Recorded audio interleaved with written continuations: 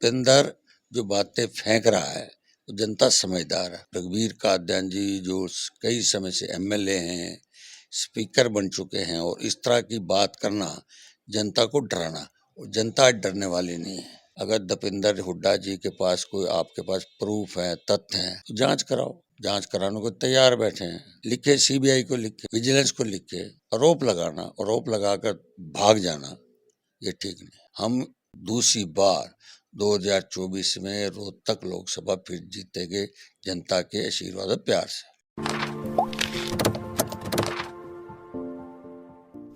नमस्कार, मैं हनी जैन आप सभी का रोहतक की बात में स्वागत करता हूं। रोहतक लोकसभा चुनाव को लेकर काफ़ी तैयारियां चल रही है, अलग अलग बातें चल रही हैं। इसी को लेकर आज हमारे साथ भाजपा के कद्दावर नेता, पूर्व मंत्री और रोहतक के मुख्यमंत्री के नाम से मशहूर मनीष ग्रोवर जी है। सर, आपने हमें समय दिया, बहुत बहुत धन्यवाद आपका। सर, पहला सवाल आपसे है, लोकसभा चुनाव है तो क्या कुछ लग रहा है भाजपा का कि कहाँ पे जा रहे हैं इस बार? एक तो मेरी निवेदन आपसे है कि थोड़ा सा जहाँ मेरा लेवल है वहीं तक रखें। मैं एक भारतीय जनता पार्टी का कार्यकर्ता हूँ। मुख्यमंत्री हमारे नायब सैनी जी, तो मैं तो पार्टी का एक सिपाही होने के नाते संगठन की सेवा करने वाले में 50 साल का मेरे राजनीतिक सफर है। और जो सवाल आपने किया लोकसभा की हमारी पार्टी पूरा वर्कर तैयार है, फील्ड में है और जनता से संपर्क कर रहा है। 10 साल देश के प्रधानमंत्री जो काम किया वो कार्यकर्ता जनता तक ले जा रहा है। हरियाणा के माननीय पूर्व मुख्यमंत्री श्री मनोहर लाल जी ने भी जो 9.5 साल में काम किए हैं वो भी जनता तक जा रहे हैं। इसलिए जनता मोदी जी के काम और आदरणीय हमारे पूर्व मुख्यमंत्री मनोहर लाल जी की जो नीतियाँ, योजना, जो हरियाणा की राजनीति का पन्ने बदले हैं, उससे जनता प्यार कर रही है। अच्छा सर, इसी से जुड़ा एक सवाल है। भाजपा ने जो अपने 10 प्रत्याशी उतारे हैं, ऐसा कहा जा रहा है कि भाई इनका विरोध बहुत ज़्यादा हो रहा है, वीडियोज़ आ रही है, तो इस पे क्या कहेंगे? विरोध कहीं नहीं है। मैं आपको तो नहीं कह सकता। कुछ यूट्यूबर ऐसे चले हुए हैं नकली, वो कौन से समय की किसकी विरोध उठा लेते हैं और नाम उसके था, जब उनके खिलाफ पर्चा दर्ज होता है तो वो बैकफुट पे हो जाते हैं। इसलिए 10 के 10 पार्लियामेंट के मेंबर जनता के बीच में 24 घंटे जा रहे हैं। कहीं विरोध नहीं है, प्यार और स्नेह मिल रहा है।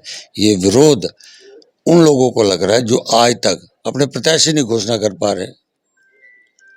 अपने आप को कहते हैं कि हम बड़ी नेशनल पार्टी हैं, और दुर्भाग्य इस बात का है कि आपने घोषणा पत्र तो जारी कर दिया, प्रत्याशी नहीं घोषणा हो पा रही। क्या रीज़न लग रहा है आपको कि वे क्यों नहीं कर पा रहे कांग्रेस? अगर हरियाणा कांग्रेस की बात करें विशेष तौर पे, उनको डर है मैं हम हारेंगे।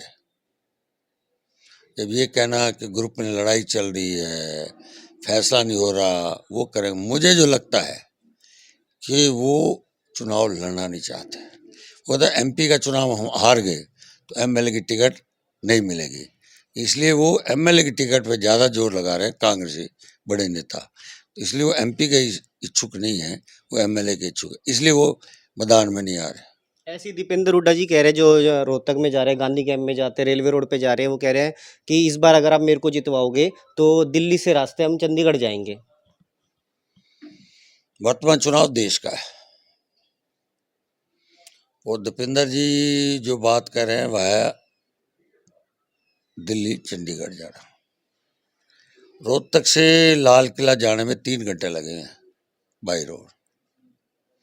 लाल किला से चंडीगढ़ जीटी रोड पे जाने के 5 घंटे, मतलब रोहतक वह लाल किला जीटी रोड 8 घंटे चाहिए, जो आज की ट्रैफिक की व्यवस्था है। रोहतक की जनता समझदार है, वो 8 घंटे समय क्यों खराब करेंगे। यहाँ से खेड़ी मोड़ मात्र 20 किलोमीटर है, 20 मिनट का रास्ता, और 152D खरकड़ा मैम से मात्र रोहतक से 20 किलोमीटर है। लखा माजरा 25 किलोमीटर है। वहाँ से 152D जाएंगे तो चंडीगढ़ का श्री नायब सिंह सैनी मुख्यमंत्री का 3 घंटे में पहुंच जाएंगे रोहतक से। वो 9 घंटे क्यों जाएंगे? इसलिए दीपेंद्र जो बातें फेंक रहा है वो जनता समझदार है। और मैं आपके चैनल के माध्यम से कहना चाहता हूँ, तीसरी बार लाल किले पर देश के प्रधानमंत्री आदि नरेंद्र मोदी झंडा फहराएंगे। कांग्रेस का कई नंबर नहीं है, ना राहुल का ना सोनिया गांधी। अच्छा सर, ये बेरी के जो विधायक है रघुवीर कादियान जी, उनका हाल ही में एक बयान आया था, तो उस पर क्या कहेंगे? हताश, निराशा। जब 2019 का रिजल्ट आ गया, 5 साल बीत गए, चुनाव आयोग ने डेटे घोषणा कर दी और उस समय ये बात उठा रहे हो, क्या मतदाता को धमकाना चाहते हो? मतदाता को कहना चाहते हो अगर नहीं जिताया तो फिर हम इस स्थिति पे आएंगे। इसलिए रघुवीर कादियान जी जो कई समय से एमएलए हैं, स्पीकर बन चुके हैं, और इस तरह की बात करना जनता को डराना, और जनता डरने वाली नहीं है, जनता समझ रही है। क्योंकि ये जो इनका जो व्यवहार रहा है, अहंकारी रहा है, ये अहंकारी लोग हैं। ये समझते हैं कि जनता डर के हमें वोट डाले, डरने वाली नहीं है। जनता देश के प्रधानमंत्री आदि मोदी जी के और हमारे पूर्व मुख्यमंत्री माननीय मनोहर लाल जी की काम पर मोहर लगाए। अच्छा, जो आपके जो प्रत्याशी है डॉक्टर अरविंद शर्मा जी, थोड़े दिन पहले उन्होंने एक प्रेस कॉन्फ्रेंस की थी जिसमें शायद आप भी बैठे थे, और उन्होंने कहा था कि 2016 में गुलाबी गैंग ने रोहतक जलाया था। आप इस बयान को कैसे देखते हैं? अब उसकी समय की स्थिति, उस स्थिति के ऊपर जो समय की वर्तमान स्थिति थी, माननीय मनोहर लाल जी ने उसको काबू किया। काबू करने के बाद जिनके खिलाफ कार्रवाई होनी थी उनके खिलाफ पर्चे भी दर्ज हुए और कोर्ट में भी चल रहे हैं, और कोर्ट जो फैसला करे वो करे। अच्छा, अब कल मैंने भी सर एक बाइट चलाई थी, आपने शायद देखी नहीं होगी। दीपेंद्र हुड्डा जी ने महम में कार्यक्रम के दौरान अरविंद शर्मा जी को कोट करते हुए आपका नाम लिया कि 300 करोड़ का जो घोटाला वो आपने किया, ऐसा उन्होंने कहा है। तो इस पर क्या कहेंगे? देखो, ये विषय अगर दीपेंद्र हुड्डा जी के पास कोई आपके पास प्रूफ है, तथ्य हैं, तो जांच कराओ। जांच कराने को तैयार बैठे हैं, लिखे, सीबीआई को लिखे, विजिलेंस को लिखे। आरोप लगाना, आरोप लगाकर भाग जाना, ये ठीक नहीं। अच्छा, एक आखिरी सवाल सर आपसे लेंगे कि जो आपके जो भाजपा प्रत्याशी है डॉक्टर अरविंद शर्मा जी, उनके और आपके बीच में कुछ वक्त पहले कुछ समस्याएं हुई उठी थी, लेकिन अब सब चीज़ें ठीक हो चुकी है ऐसा कहा जाता है। तो अब जब वो भाजपा की टिकट लेकर आया रोहतक से, तो आप उनके लिए कितनी मेहनत करेंगे? ये भी कहीं ना कहीं शहर में चर्चा चल रही है सर। मैं भारतीय जनता पार्टी का जनसंघ की यात्रा से निकला हुआ कार्यकर्ता हूँ 1971 से, और मैं 2 बार पार्षद रह चुका, मंडल का महामंत्री रह चुका, बूथ का कार्यकर्ता रहकर प्रदेश के महामंत्री की जिम्मेवारी मैंने निभा चुका हूँ, और आज मैं 3 क्लस्टर का लोकसभा का प्रभारी भी हूँ। और रोहतक विधानसभा और रोहतक पार्लियामेंट में डॉक्टर अरविंद शर्मा जी कमल का फूल लेकर चुनाव लड़ रहे हैं। पीछे क्या हुआ मुझे नहीं पता।